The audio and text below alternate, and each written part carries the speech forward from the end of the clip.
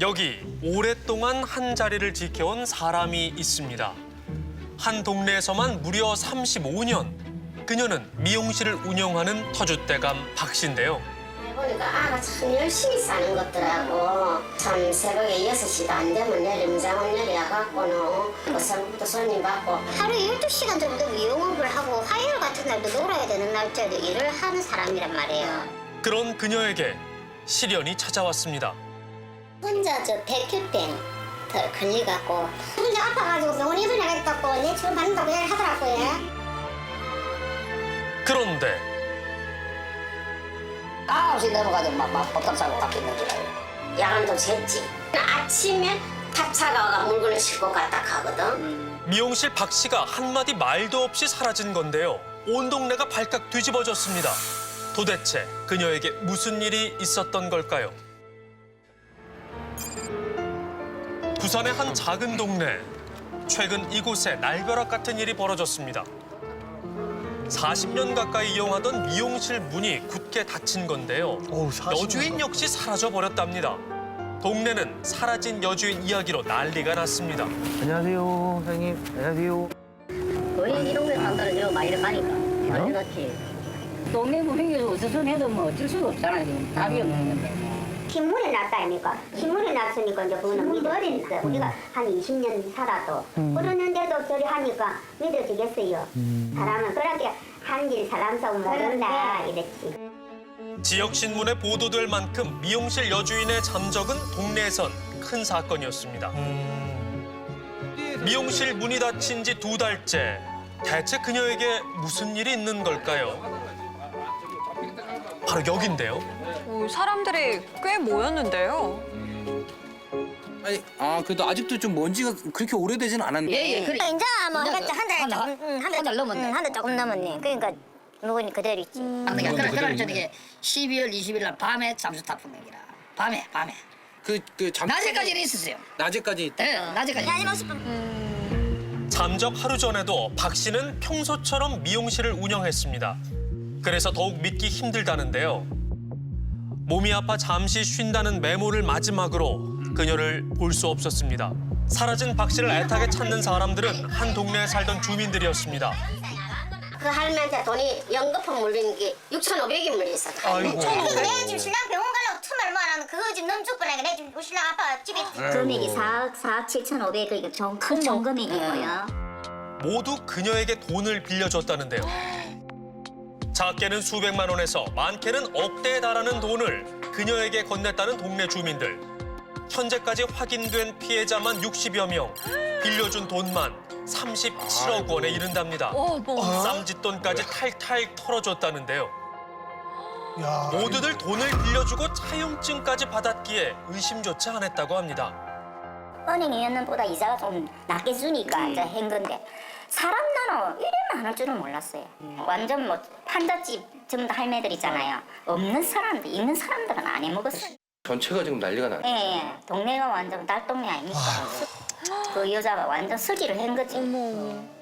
잠적한 당일 피해자들은 사라진 박 씨를 경찰에 신고했습니다. 그리고 지금까지도 다른 피해자들의 고소장이 접수되고 있다는데요. 고장인데 아유, 엄청 많네요. 예, 그 아까 뭐 20건 정도 현금으로 준 사람이 있고 이렇게 고소인들 한 1명 정도 경찰서에 집단 민원이 들어왔습니다. 네. 사실 피해자 신문 조서라든지 네. 뭐 자료라든지 이거는 이제 검찰에 다 송치했기 때문에 지금 추가 고소장이 들어온 거 20건. 계속 들어올 거야. 아직까지 동네에 기막힌 일이 벌어진 걸 모르는 사람들도 상당수일 거랍니다. 사람들은 박 씨에게 왜 그것도 37억이나 빌려줬을까요? 사기극의 주무대는 박 씨가 40년 가까이 운영해온 미용실이었습니다. 그녀는 동네의 터줏대감 같은 존재였다는데요. 원래 미장원은 엄마들 복덕방이라 원래. 그래서 뭐 자식 이야기도 하고 영감 이야기도 하고 뭐 영감풍도 하고 원래 다 그러는 게지 뭐 원래. 머리 아마 밥으로 또 몇 시간이 걸리잖아. 그러면 그 앉아가 뭐 밥도 먹고 뭐 언니야 동생아 뭐 해서 뭐다 그러는 게지 뭐. 동네 주민들의 마음을 사로잡는 미용 기술 덕분에 입소문을 타면서 미용실은 곧 사람들로 북적였는데요. 미용실 원장 박 씨는 머리를 안 해도 늘 친절하게 맞아줬습니다. 내가 마음에 드니까 갈까 머리가 내가 마음에 드니까 치는 게 마음에 그래 가고 근데 그게 이제 그게 인연이 돼갖고 그건 40년 돼요. 40년 된 안지가 40년. 시집 올 때부터 알고 지내고 손자 낳고 하는 거 결혼하는 거 부주도 다 하고 다 했잖아요.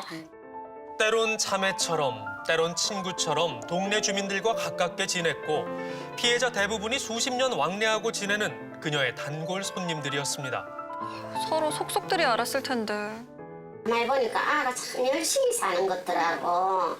참 새벽에 6시도 안 되면 내려 미장원 내려가갖고는 고사부터 손님 받고 저녁 늦게까지 하고 새는 오는 날도 없고 뭐 그렇다 멋을 내거나 뭐 옷을 찌른거리고 다니거나 하는 그런 것도 없고 참 열심히 살더라고. 이 동네에서 3, 40년 동안 살고 있는데 그렇다고 미용업도 계속 하는데 그렇다고 뭐 이상한 언니도 아니고 그 누가 봐도 저 사람이 설마 인간 묻겠나 이런 생각은 안 한다고. 그렇죠. 3, 40년인데. 박 씨가 사라지기 전까지도 돈을 들고 도망갈 사람이라고는 상상도 못했다는 피해자들. 오히려 자신과 친자매라고 생각할 만큼 굳게 믿었답니다. 하지만 그녀가 이렇게 뒤통수를 칠 줄은 꿈에도 몰랐습니다. 그렇지. 돈도 돈이지만 나는 지금 동생같이 생각고 커피도 한 박스 사다 주고 유자차도 있는 거 몇 병서 사다 줘. 내 김치 담에 이번에 내 김치 담에 내 지한테 김치 얼마나 갖다 지 고춧가루 내한테 20건 사갖고 우리 여동생에다 사갖고 40만 원 내한테 주도 안 했어요. 그 돈도. 다 아는 사이인데 우리를 기관했던 사실에 대해서 사람에 대한 믿음이 없어지는 게라. 그러니까 동네 사람 누구를 믿겠어요? 아이고. 안 그러겠어요? 동네 사람들이 박 씨에게 돈을 건넨 결정적인 이유는 따로 있다고 합니다.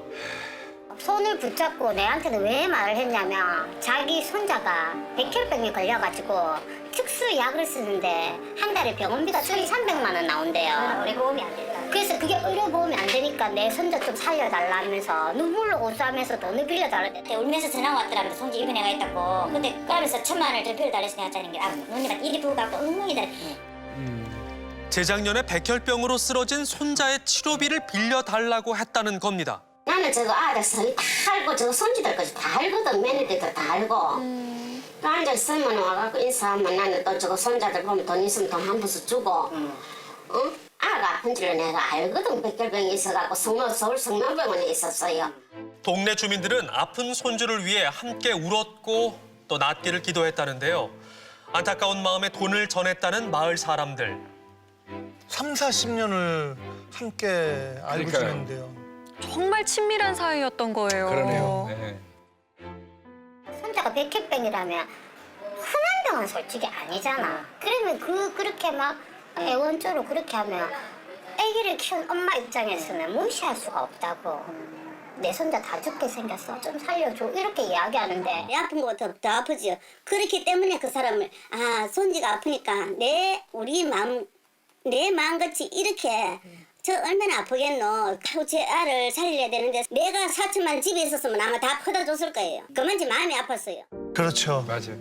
십시일반으로 돈을 모았고 없으면 지인의 팔촌까지 연락해 치료비를 빌려줬습니다. 심지어 빌려줄 돈을 마련하기 위해 보증을 서기까지 했다는데요. 저거 손자가 11월 달에 죽었고 아이고. 2018년도 11월 달에 죽었고 하지만 동네 주민들의 도움에도 손자는 세상을 뜨고 말았습니다. 돈을 빌리다가 치료 시기를 놓쳐버린 걸까요? 그런데 이제 일단은 그 보험으로서 보험이 다 됐기 때문에 그 돈이 빌린 돈은 그쪽에 안 된 거죠.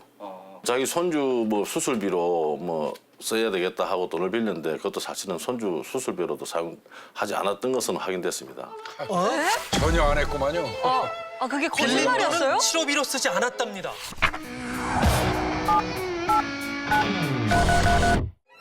아픈 손자를 두고 박 씨가 거짓말을 한 건데요.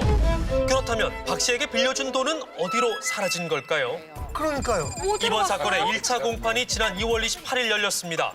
박 씨에게 어떤 변명이라도 듣고 싶다는 피해자들. 1시간 거리를 달려왔지만 첫 공판은 10분 만에 끝났습니다. 미용실 원장 박 씨에게 어떤 이야기도 들을 수 없었는데요. 이대로 발길을 돌리기가 너무나 아쉽습니다. 재판 어떻게 봤어요? 아무것도 아니죠. 너무 허무하지. 너무 허무하겠어. 네, 너무 허무했다고 법정에 들어올 때 고개를 좀 숙여 들어야 돼. 너무 찌대고 들어오더라. 1시간 좀 기다려가지고 5분도 안 되게 그 말 한마디 하고 나오더라. 손자 치료비 명목으로 빌린 돈은 대체 어디에 사용한 걸까요? 미용실 원장 박 씨가 빌린 돈 총액은 무려 37억여 원. 아이고야. 피해자들은 박 씨의 변제를 굳게 믿었습니다. 아저씨도 공무원 한다고 정기퇴직단도 안 해도 돈도 좀 있고 퇴직금도 타는 것도 있고 연금도 300을 마시고 꼭 나오고 미용실도 가 있고 숙자님하고 집도 건물도 있다 하고 우리 님 할따나 뭐 그렇다 해서 단단하다 해보고 이제 그렇게 이야기를 하더라고. 그러니까 이 거불 있고 아저씨 공무원이라고 하고 하니까 사람들이 속하고 돈을 빌려준 거지. 피해자들은 박 씨의 남편과 부부의 공동 명의로 된 건물을 보고 빌려줬다는 겁니다. 건물의 현재 가치를 확인하고자 부동산을 찾았는데요. 지금 공시지가가 얼마 정도 돼요? 평당 1,000만 원 하면 나갈 겁니다. 건물 토지 해갖고 저희가 평당 얘기하기에 대충 시세는 한 5억에서 5억 5천 보시면 돼요. 시세 5억 원 상당의 건물, 조금이라도 변제받을 수 있지 않을까? 그런데 등기부 등본을 확인하던 중 한 가지 수상한 정황이 확인됐습니다. 사건이 터지기 전 이미 소유권이 이전됐다는 겁니다. 2018년 9월 30일에 작은 아들 김 단독 상속을 받은 걸로 되어 있고, 건물은 지난해 3월 남편이 죽고 9월에 가족 협의에 의해 작은 아들에게 전부 상속됐다는 건데요. 대체 왜 박 씨는 건물에 대한 소유권을 포기한 걸까요? 진짜 궁금한데요. 중간에 어느 시점부터 채무가 과다하게 초과하게 되게 되면 당연히 자기 명의로는 재산 관리를 안 하게 되니까 다은익을 어딘가 하거나 아니면 실제로 재산이 없거나 그렇게 될 수 있죠. 작은 아들에게 자세한 이야기를 들어봐야겠습니다. 선생님, 안녕하세요. 혹시 김 씨 되시는가요? 예. 아, 지금 저희 그 서울 MBC에서 나왔는데요. 아, 지금 그거 얘기하시고. 아니. 오늘 가야 돼요. 다음 얘기. 아니 뭐 좀 잠깐만 여쭤볼게요. 아니, 안 됩니다. 아니. 그러죠. 작은 아들은 자신이 건물을 상속받을 수밖에 없는 사정이 있다고 합니다. 그러면은 그래요? 재산이 생겨버리면 네. 의료 혜택을 못 받는데요. 그래가지고 형님 이름 못 돌리고 네. 그러면 어머니가 저한테 얘기했죠. 어머니 신용불량이고 형님 그러면 안 되니까 내 이름을 해가지고 최대한 다시 또 대출을 해가지고 채권자한테 좀 깎게 해도. 아니 어머니 이름으로 하면은 간단한 거 아니에요? 이렇게 됐다 해가지고 집을 전부 다 엄마 대출하는 얘기는 저희도 안 됩니다. 안 된다? 최소한 저희가 저희 집만큼은 저희 챙겨서 해야 됩니다. 수많은 피해자들은 모른 척하고 자기 몫의 재산은 받아야겠다고 주장하는 둘째 아들. 반면 피해자들은 가족들이 돈을 숨겼을 거라고 주장하고 있습니다. 12월 그때 말에 그게 보면 김 200만 원, 100만 원 저거 아들한테 수시로 이렇게 들락날락한 돈이 많아요. 저 아들 직장사 하면서 그때 이제 돈을 좀 해먹고 아들들 장가 보내면서 차 사주고 집 사주고 하려고 보니까 돈이 이제 좀 필요했었고 그때 보니까 2018년도 6월달부터 12월 26일에 터지는 그날까지에 그때에 남한테 빌린 그 돈은 전부 현금으로 저 아들한테 다 갔어요. 작은 아들한테. 현금으로? 잠적한 기간 동안 박 씨가 작은 아들과 나눈 문자입니다. 가방에 현금은 일단 가지고 계세요. 무슨 얘기일까요? 이게 어머님이랑 이렇게 문자 보내신 게 있더라고요. 뭐 이렇게 가방 현금 갖고 계시고 이렇게 본인이 이렇게 말씀하셨잖아요. 그러니까 이런 예. 예. 문자 내용을 한참을 확인하더니 이라고 써 있고 이런 식으로 이제 누가 줬어요? 이거는 제가 말씀을 못 드리고요. 그거를 다 얘기했는데 왜 또 전화 와가지고 찾아오셔가지고 말씀하시는지 모르겠다고. 서둘러 자리를 뜨는데요. 어떤 말도 들을 수 없었습니다. 경찰에선 이 문자의 존재를 모르고 있었는데요. 우리가 보고 판단해야지. 또 그 사람 그 문자가 뭐 저거들이 나눈 실제 문자가 맞는지도 우리가 박 씨한테 물어봐야 되고, 나 돈을 나누었다든지 이런 정황이 발각되면 또 그렇게 진술하면 또 추가로 아들을 우리가 조사를 할 수 있죠. 그런데 사라지기 하루 전날 박 씨는 서둘러 폐업 신고를 마쳤습니다. 뿐만 아니라 잠적한 기간에 변호사를 만나 상담을 받기도 했었는데요. 나름 체계적으로 준비했는데요. 잠적한 기간 동안 그녀는 대체 무엇을 준비하고 있었던 걸까요? 미용실 박 씨의 실제 목소리입니다. 마음은 편하다. 왜 그러냐면 내가 줄 돈을 안 주니까 마음이 편하다. 내가 어저께 처음으로 편하게 잤다. 잘못 고발한다 해서 막 아이고 해라 막 고발 몽땅 가서 해라 그랬다. 아이고 내가 들어가서 살다 올게. 아이고 들어보서 내가 응? 그럼 어쩌고 지금 내가 이판사판이다 지금 나도 다 내려놓고 죽을라 했던 사람이 뭘 겁나노 내가. 그래서 경찰서 다 가서 고발했다 뭐. 그 나보고 뻔뻔하다고. 잘못 쓴 교도소만 본인이 갔다 오면 저질렀는데. 모든 게 해결될 것처럼 말하는 박 씨. 게다가 이제 만약에 일을 하는데 일하면 사실 돈 얼마 안 되잖아. 나는 국밥 장사하고 싶거든. 내 이름으로 안 차리면 되거든. 내 이름으로 안 차리면 되니까. 피해자 미나 씨는 아픈 남편의 치료비를 박 씨에게 줬습니다. 그녀는 앞으로가 더욱 걱정이라는데요. 그러니까 내가 지금 신랑 병원 가려고 틈을 말하는 그거 지금 너무 족보라니까 내가 지금 우리 신랑 아빠 집에 내가 지금 계시거든요. 병원도 지금 못 가고 있어요 지금. 시간도 없으니까. 뇌졸중으로 쓰러진 남편의 한 달 약값만 해도 수십만 원. 병원을 가야 하지만 돈이 없어 엄두도 못 내고 있었다는데요. 집안에 아픈 사람이 있다는 게 얼마나 힘든 일인지 너무나 잘 알기에 그 돈을 빌려줬다는 부부. 내 마음이 아니지 않죠. 완전 뭐 10원이라도 건져야 되는데 자기 살러 간다고 그러잖아. 돈값을 돈 줄거로 자기가 감옥살 하겠다 이러면 그냥 완전 사람이 잡아지는 게 있지 않냐. 지인에게 돈을 빌려 손주 치료비를 마련해줬다는 할머니는 평생을 살았던 집에서 떠나게 됐습니다.